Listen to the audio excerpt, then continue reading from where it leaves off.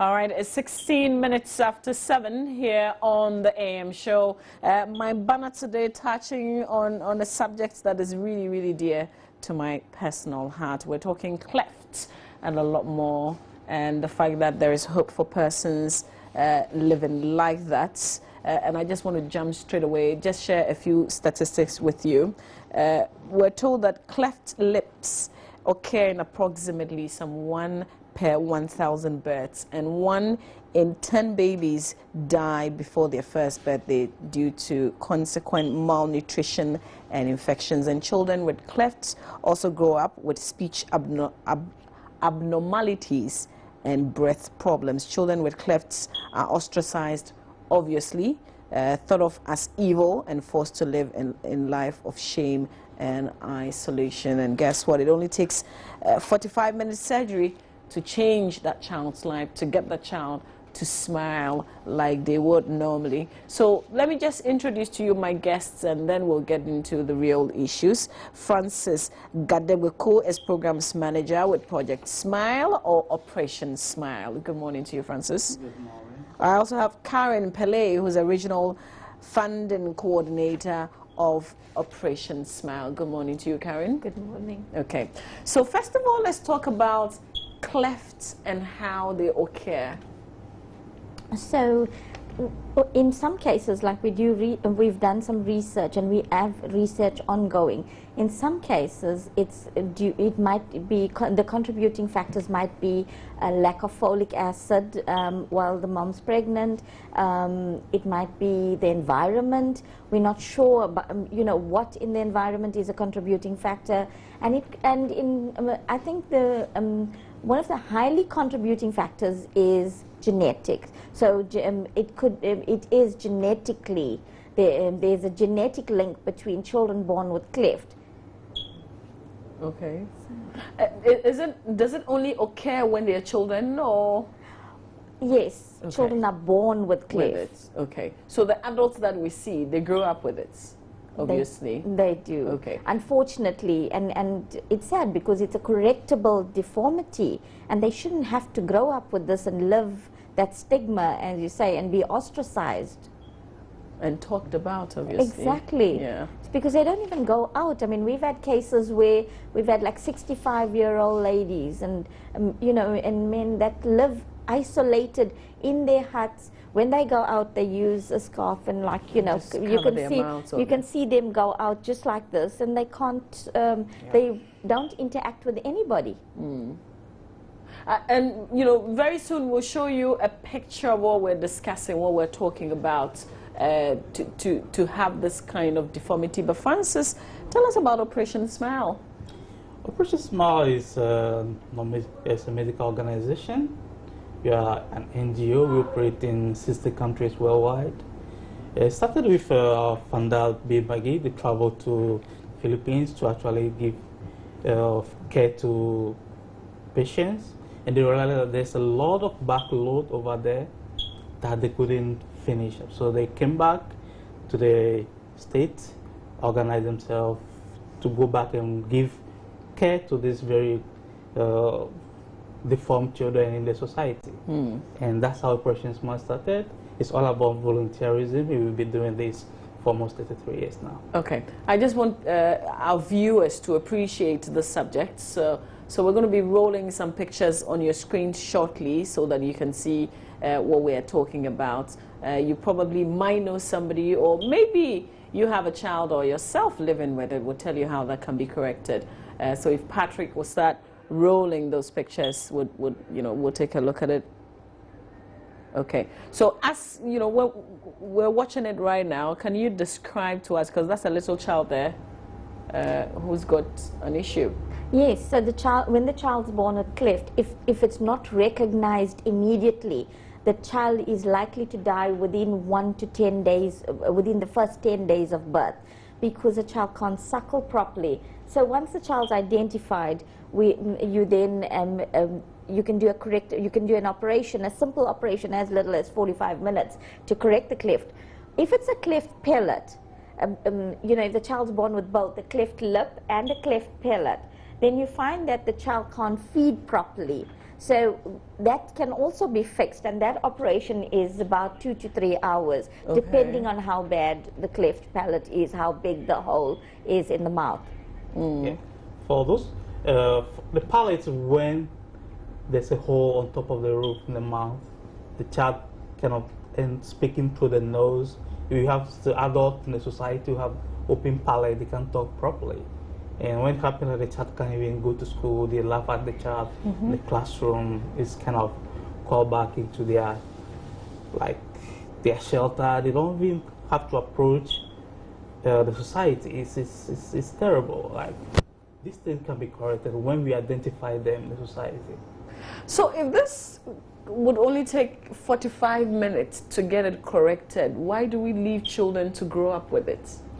We have such scarce resources in, I mean, throughout, we've seen in all the countries that we work with, the health priorities are the urgent cases, and cleft is not considered, or in most instances, is not on the priority list. So cleft is left, whereas other more urgent cases and urgent operations take place. So that is the reason children are born with cleft. And then also the lack of, that is the reason children live with cleft. But also the lack of resources within the country. There's not enough plastic surgeons. There's not enough speech therapists to assist children who have speech problems. So I think the challenge of resources within the health system also results in children being left with this. To add to what Karen just said, awareness is also a major problem.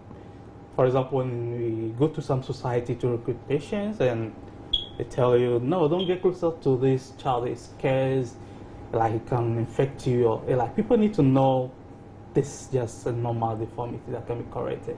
When you touch that child, you're not going to get infected or also have the same.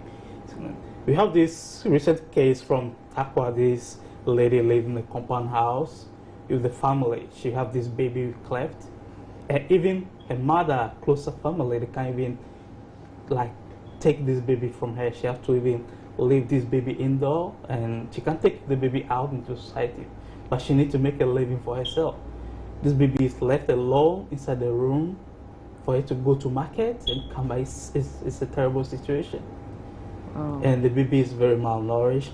Luckily, this baby was identified, and thank God we have a good collaboration with the Kolebu Ben Center, with the nutritionist over there. They're really helping this baby to actually go through nutrition course to be healthy enough to receive before surgery. you can, you can That's correct the issue. it. Cleft babies can't feed well. They need special attention. And they can also speak well. Yeah, they can speak well. So is there a way that parents can identify, or doctors can identify this immediately they are born? Yes, so that is why what we do is we do cleft awareness and cleft recognition, because there's been cases where the child's choking, and after we've had a case at an event when we were in South Africa. A lady came up to us and said, our baby, my grandchild, was dying, and the doctors couldn't find out what was wrong, and the child kept choking, and they battled. They treated the child for various other conditions, like looking at cot syndrome, looking at all of that. In the meantime, the child was choking because the child had a cleft. So eventually, when they found that out, they could then tackle the situation. They did the operation and the child was fine. But had they identified, they would have saved the cost of doing all the tests. And this is a person that can afford medical care. They can afford private medical care. So think about the people in the rural areas. They can't afford medical care. They can't afford transportation to hospitals. If they are having their children with midwives attending to them, and that cleft and that child's condition is not recognized, there's a highly likelihood that the child will not survive. But we have some kind of successes as well, because this is not the first time that you're here in Ghana. You've been here before. You've done this before. Yeah, we've been here since 2011. We did 2 missions in Ridge Hospital in Accra. We did 2 missions in Tamale. Teaching Hospital, and one mission in Tema with the Italian Navy boat. And our next mission is in Cape Coast. Is in Cape Coast Teaching Hospital. Okay. Yeah. Karen, is this your first time here? This is my first time in Ghana. Okay. So we've actually since 2011 done over 2,000 healthcare assessments.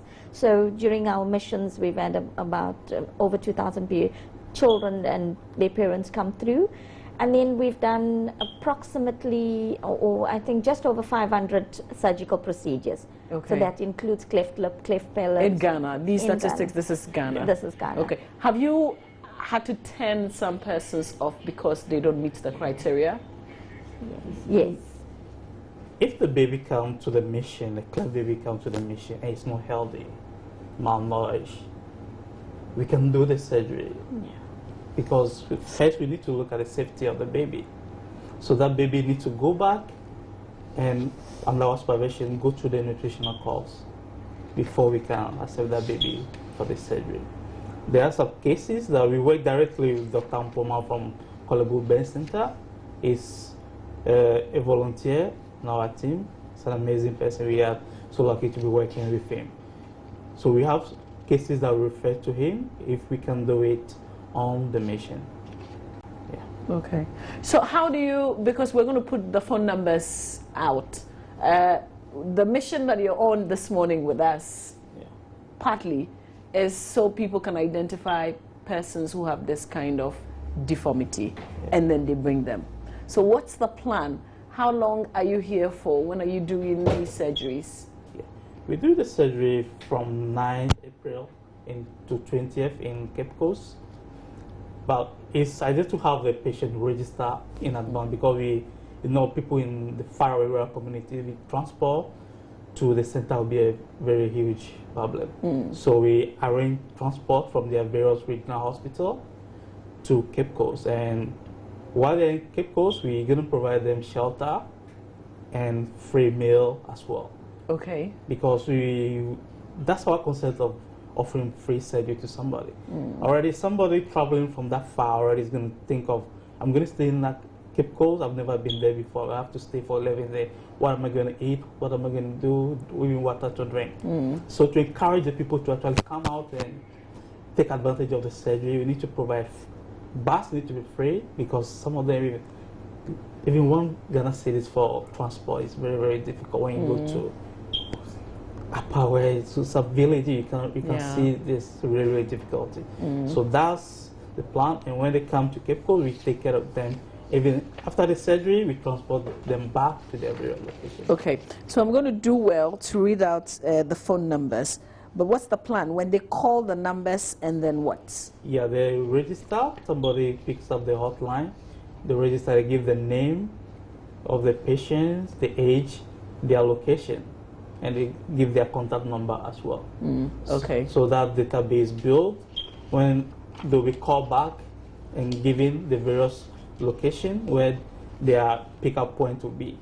That's the main reason why we are giving. Okay, so I'll give the numbers, but subsequently we're going to put it on the screens, on the television screen, so you can also have it, write it down and call up somebody, or if you know, or if you have children who've got it. It's not only children, is it? No, Adults. both children and adults. Okay, all right. So 0241 917 137, 024 191 7137, or 050 240 7860. But don't worry if you didn't get it. We're going to put it on the screens, and then you can take your time and then call up the numbers and then register a child or an adult who needs this surgery. Correct? Yeah, it's very, very important because we see these people in our communities. We think these people are cared, but this opportunity for you to actually go back to that person ahead, there's going to be an opportunity for you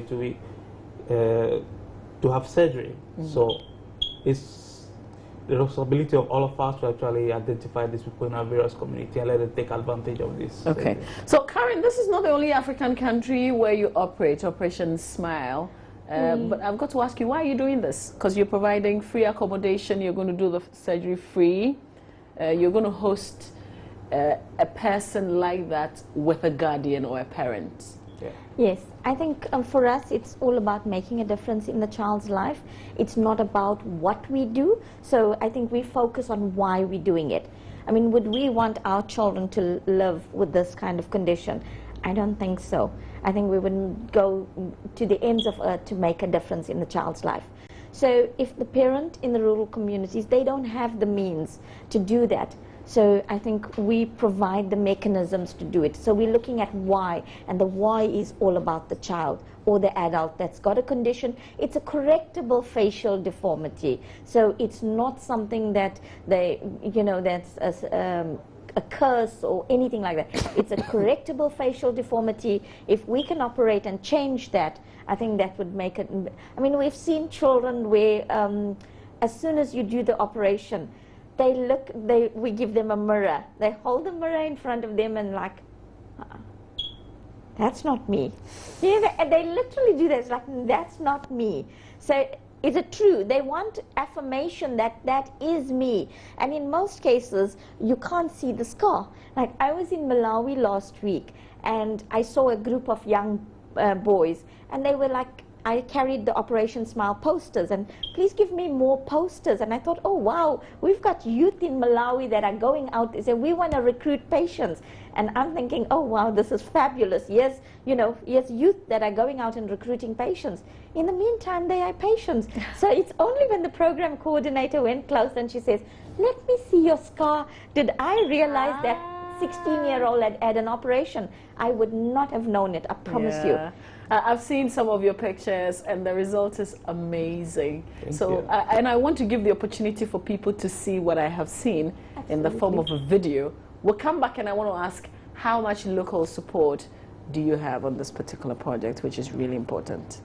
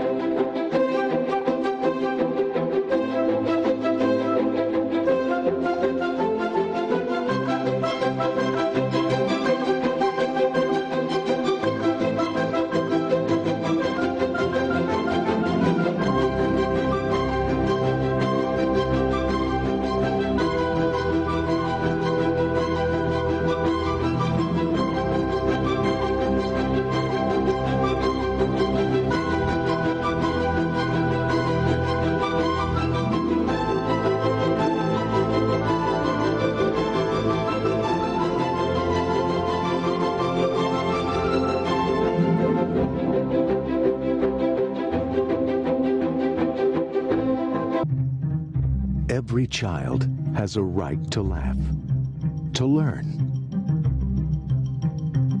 to grow. Children are our future, but those futures are in jeopardy. Every 3 minutes, a child is born with a cleft. 1 in 10 will die before their first birthday. 30 years ago, we began our journey to give every child in the world a chance to smile. The developing world has the greatest need for surgical care, but the lowest number of surgeons. We had to do more. So we started a global movement beginning in the Philippines. Now we transform lives in over 60 countries, growing to become the largest volunteer cleft charity in the world. But our work is not done. To move forward, to make a lasting impact, we treat to protect the health and survival of children. We train local doctors to increase access to care. We invest to strengthen local healthcare systems. We collaborate to build sustainable solutions. We mobilize to generate a world of support, all working toward one goal.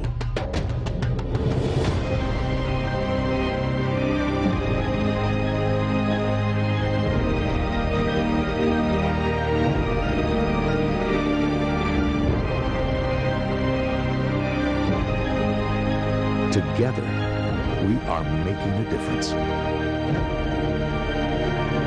Together, we are creating permanent solutions. Together, we can change forever.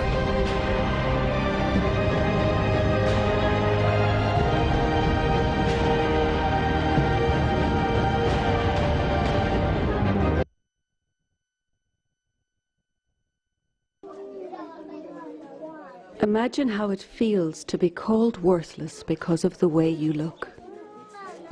Eugenie has been called that, and worse, her whole life. When I was very young, both my parents died. I lived on the street. It was a miserable life. Everyone called me names and said I looked like an animal. When I saw people, I would cover my face with my hands. She was forced to survive on her own as a complete outcast. Many days she went hungry. Every night she slept wherever she could.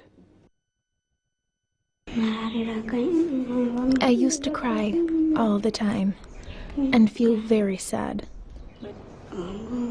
I have experienced so many terrible things in my life. It's too difficult for me to explain them to you.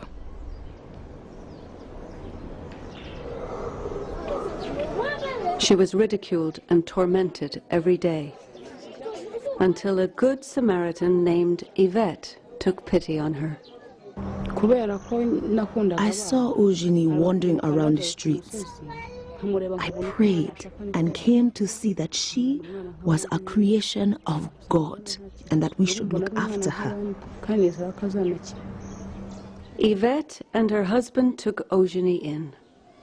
But the one thing they couldn't fix was her cleft lip. When we go out, people tell me, keep that mad girl away from my children. I don't want her near my children. She felt it was a miracle when they heard that Operation Smile was coming to Rwanda to perform free surgeries on children like Eugenie. They spent 12 hours walking by foot and traveling by bus to get to the Operation Smile mission site, where hundreds of children were already being screened. This is the first time Eugenie has ever seen a doctor. At 14, she is about the size of an 11-year-old. Things don't look good. She's sick with a high fever. If her health doesn't improve, she can't have surgery. The doctor gives her antibiotics to fight her infection. Now all she can do is wait. If she doesn't have right, then it's not safe to do the operation. We have to postpone. I keep praying that I can have a surgery. It's near the end of the mission, and Eugenie's prayer has been answered. After a week of care, she's made a remarkable recovery and is qualified for surgery. The Child Life team prepares her for what to expect in the operating room, and moments later, our surgeons go to work.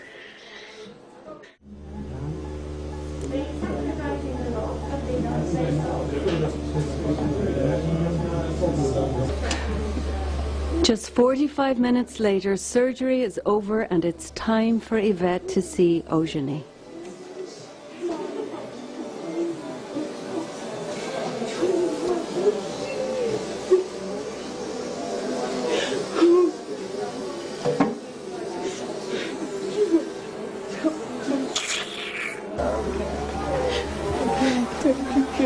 For the first time, Yvette can see real hope for Eugenie's future.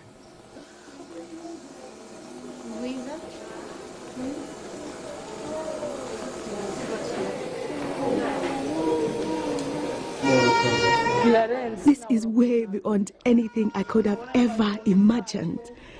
It's too much to even describe. My tears are tears of happiness. The next morning, Eugenie is getting ready to go back home. But she just can't seem to stop admiring her new face. She can't believe it's really her. I am so happy for Eugenie. It makes me so happy.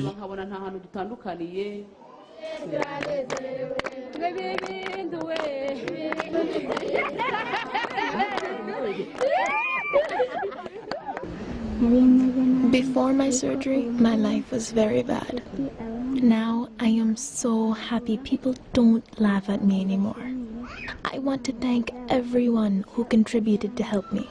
May God bless them so much and protect them while they do their work.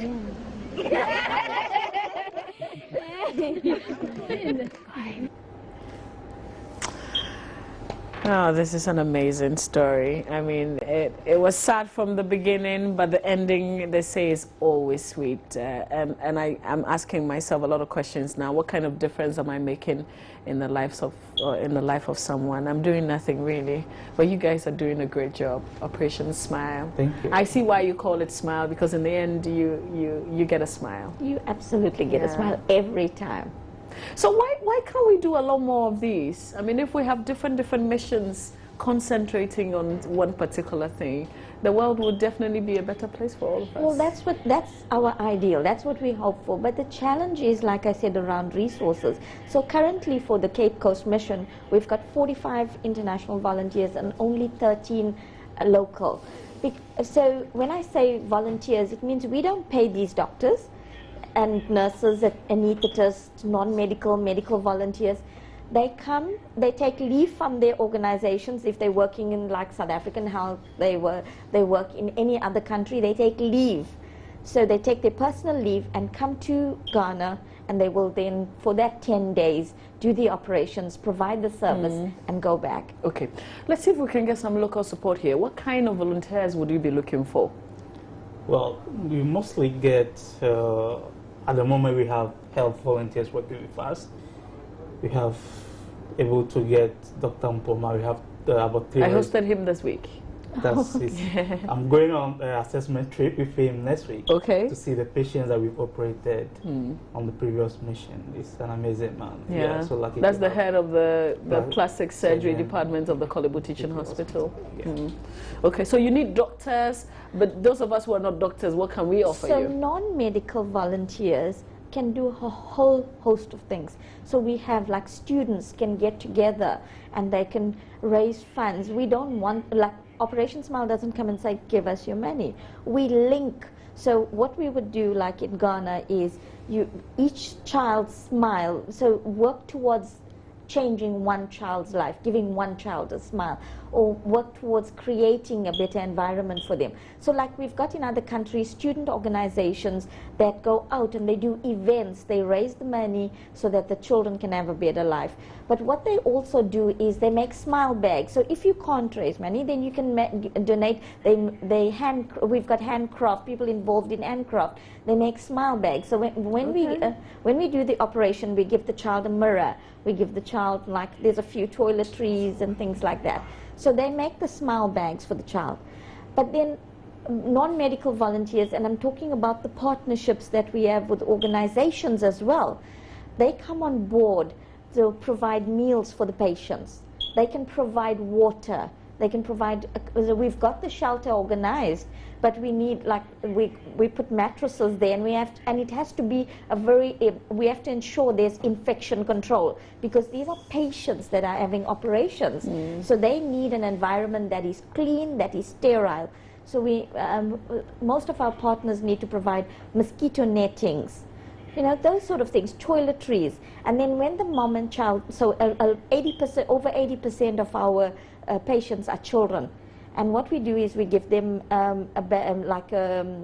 think we call it contents, and you know, like a facility bag when they come in. So we give them like a plate and a plastic so that they're absolutely comfortable. We want to ensure that they're comfortable. You're taking them from their homes to a shelter. The least you can do is to make them comfortable. At least be in an environment with other parents who have cleft baby.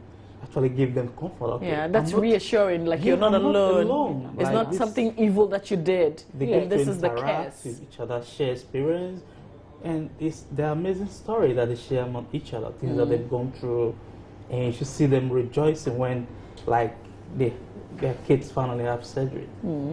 So, you know, we've put the numbers out there. We're encouraging people to call, but are you ready for the numbers? Yes, we are. We've got, currently the mission is going to be at Cape Coast, and it's a 4-table mission. So when I say 4-table, each table has a dental surgeon, anesthetist, nurse, theatre nurse, all of that. So that is the volunteers, and you must know you need 4 sets of that.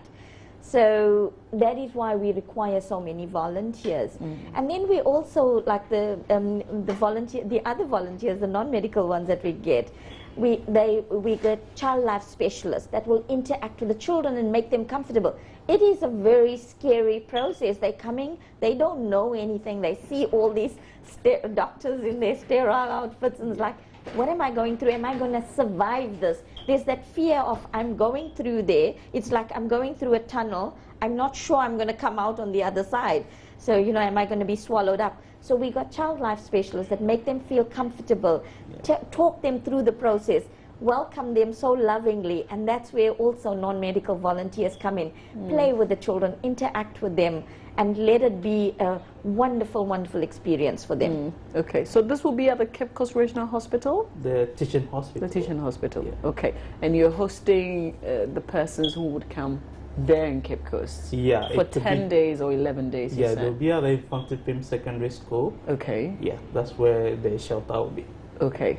And so is it, you know, you're done with your surgery, you go, or you monitor them for a while before you let them go? After, the surgery actually ends on the 15th. On the 15th of April? Yeah, but the patients will be kept, monitored, till we do our post-op on the 20th. And make sure everybody is healthy enough to go back. And we do, that's the 1-week post-op we do, and we do 6-month post-op, and we do 1-year post-op. Okay, so you come back after 6 months? Yes. Come and check on, you know, every patient that was operated. If there's any, you travel to them individually? Yeah, we go to the various regions. This time around, we don't bus them in. We travel to each region and call all of them to meet at the regional hospitals, where we actually go with surgeons, speech therapy, to actually see what other care do they need after the surgery. Maybe somebody who had palate after the surgery need to be taken to speech care. That is also a service that you would give for free? Yes. And then we also check their hearing, and if there's a problem with their hearing, like we've had in other countries where we've provided hearing aids for patients because they couldn't speak properly. We did the speech therapy and realized there was something still wrong. And then it was the hearing that was affected. Yeah. So this is very detailed. Yeah, it's a complete care. Like, you can't just prepare somebody's face and palate and just leave the person to go. Because the person needs to learn how to speak now. That's the total care we're talking about over here. And I mean, also children, remember, when you do the pellet when they're young, as they grow older, you're going to have to check. So that is why we do follow-ups and check, as it's settled in properly, do they need replacement pellets? You know, what can we do further? Let's talk about this child that you're bringing to Kolibu this morning. You're admitting there for a while. What is wrong with this child? We have a call from the northern part of the Volta of this. This child was found by a health officer, more like community nurse. He's an amazing guy going through the communities to actually recruit this. He found this child who is very, very malnourished. And from his observation, within a week, if this child doesn't get on any feeding nutrition course, this child's going to die. So quickly we need to dispatch this child and bring them over to Kolebu. They're going to have to stay at the mother's hostel for a while. We have nutritionists at the Kolebu Teaching Hospital who actually take them through the process, how to start feeding the baby, for this baby to gain weight and be healthy and hopefully get surgery. Yeah. Okay. So, you know, this baby has to pass that test. Yes. Before the surgery. Before but the what do you surgery. think? Have you seen the baby yet, Karen? No, we've not seen the baby. I'm so unsure to see the baby. Yeah, we probably will go see the I have, baby. there was, the baby I was talking about from Takwa also had the same situation. Like 9-month-old baby, but like barely 4 kilo. So I made like, he wasn't exposed to sunlight, so tiny. very flexible bones, it's so crazy. So we have an idea how those malnourished babies look like, very, very tiny. So it's very, very But important. is there hope? Yeah, there is hope. Okay. That's where we need to identify them very early. Yeah, I'm sure if this baby was reported to maybe a nearby clinic, somebody identified this baby earlier, maybe they would have taken through the right procedure. Now the baby would have just be ready for surgery. And some of the things that we provide is like feeding techniques for the moms. So during the mission and ongoing, we teach moms feeding techniques so they can feed with a cup, you know. So and then we also teach like basic life support. So we especially to our healthcare providers, basic life support, advanced pediatric life support, and then helping babies breathe. That's very important to ensure that if a child is in distress, you have the skills and capacity to help that child survive. So if people want to volunteer, can they also call the numbers you've given out? Yeah, they can If call, you want to volunteer? They can call 054 Okay. 988 3835. 054 988. 3835. Okay, I'm going to give that number again. But if you missed the beginning of this whole conversation, I just want to bring some facts to you. So here's a few facts about the issue we're discussing right now, Cleft.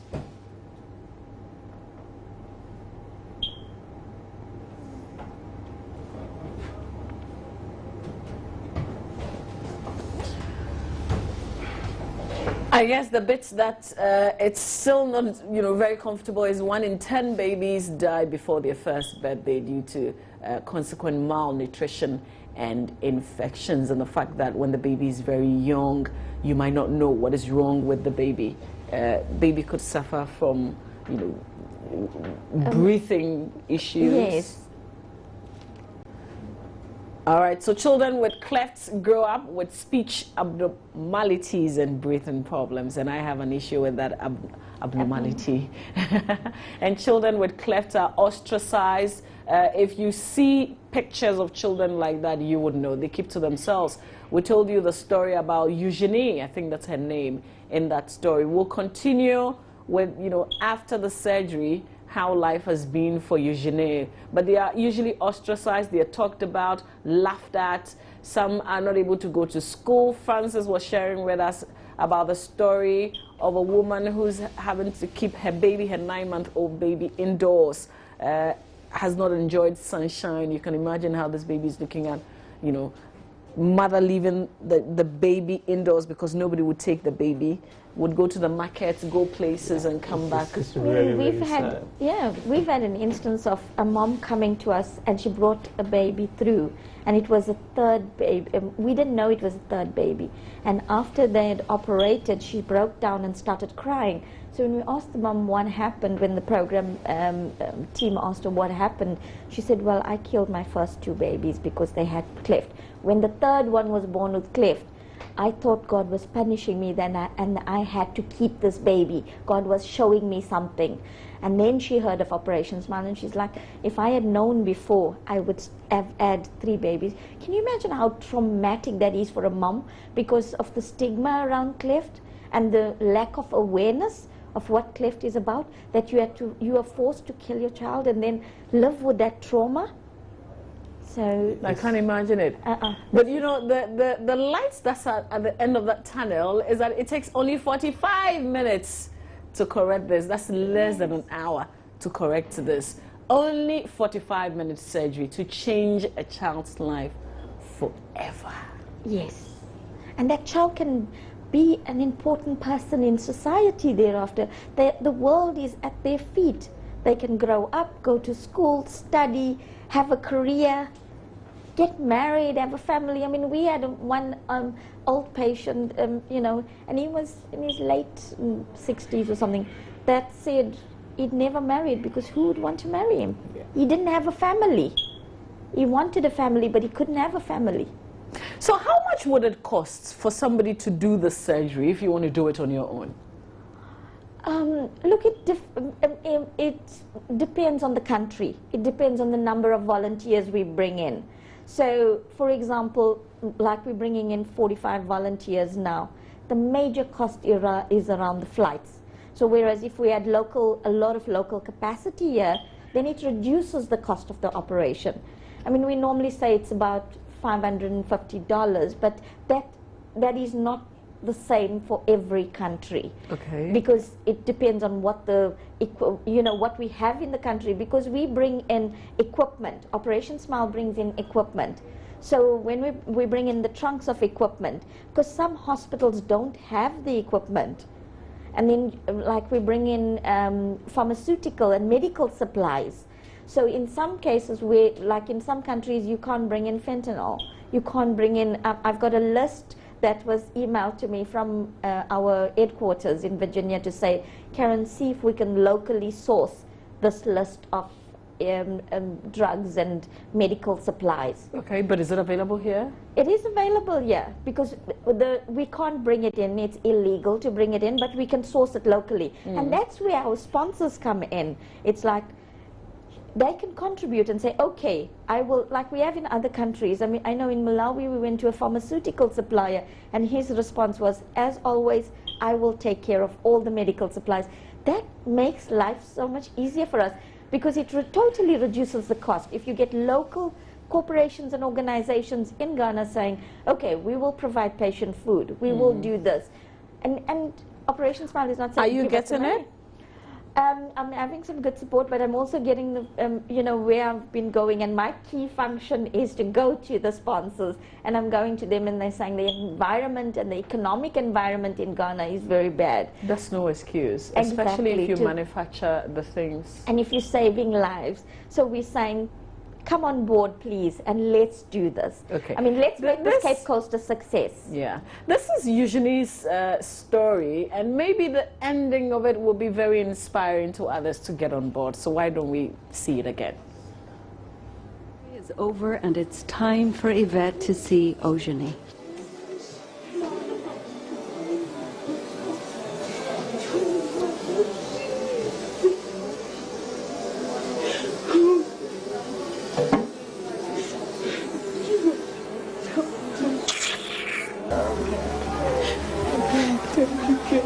For the first time, Yvette can see real hope for Eugenie's future.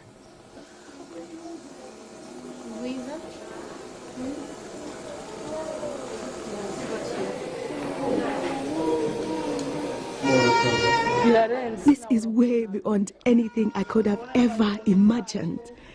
It's too much to even describe. My tears are tears of happiness. The next morning, Eugenie is getting ready to go back home. But she just can't seem to stop admiring her new face. She can't believe it's really her. I'm so happy for Eugenie. It makes me so happy.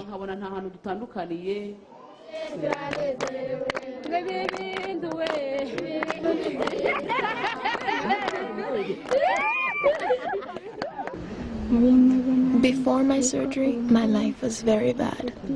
Now I am so happy people don't laugh at me anymore. I want to thank everyone who contributed to help me. May God bless them so much and protect them while they do their work.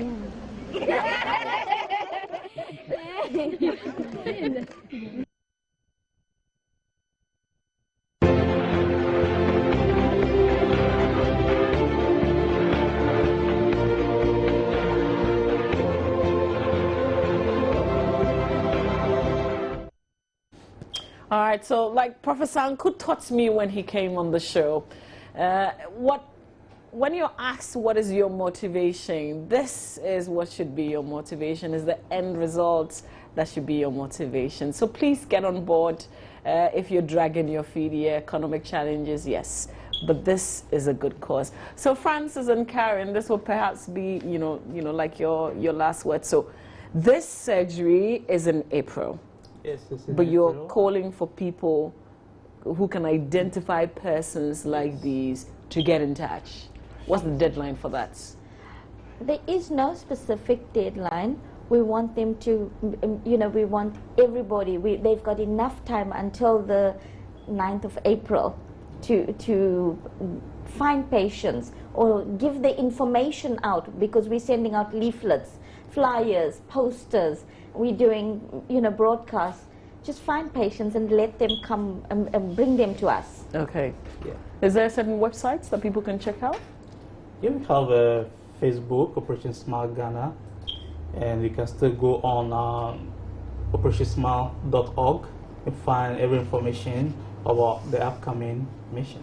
Okay, and I promise to give the numbers if you're a doctor, a surgeon, I think most importantly, but equally important, if you want to volunteer in this particular mission, you can call 054 988 3835, 054 988 3835. Otherwise, if there's somebody that you've identified, you think the person would need the surgery, the numbers we put on the screens, you can call 0241 917 137 or 050 240 7860. Thank you, Karen.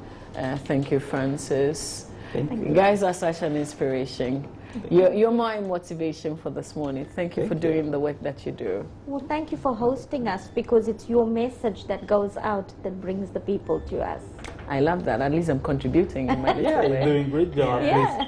Who knows, somebody's life is being transformed right now. They identify somebody in the various community, and that's a smile you put on somebody's face. Francis, what's your motivation? Seeing a child having a smile. It's like you see the direct impact of all your struggle, sleepless nights, when the child come out of the surgery, like seeing that child life being transformed forever. That's what I work for, that's what I live for. Karen, you don't live in Ghana. You didn't have to travel here. And my motivation is using the skills I have. I think everybody has got some particular skill. You don't have to go out there and be somebody special. Just use what you have to make a difference. And that for me is my motivation. It's you can do something with what you have. You don't have to be a millionaire. Just simple things. I like that. Yeah. Thank you. Thank you, Karen. Thank you, Francis. I wish you well. Probably will end with this, and this is, part of their statistics. No child in any community should have to live with the pain and isolation caused by a correctable facial deformity that takes 45 minutes to fix. And this one is free. God bless every person who is contributing to make this a success. But we'll have to jump to another story that is not so smiley an issue. This documentary about young people who are collecting scraps and working in an environment that no child would have to work in. But sadly, it is happening.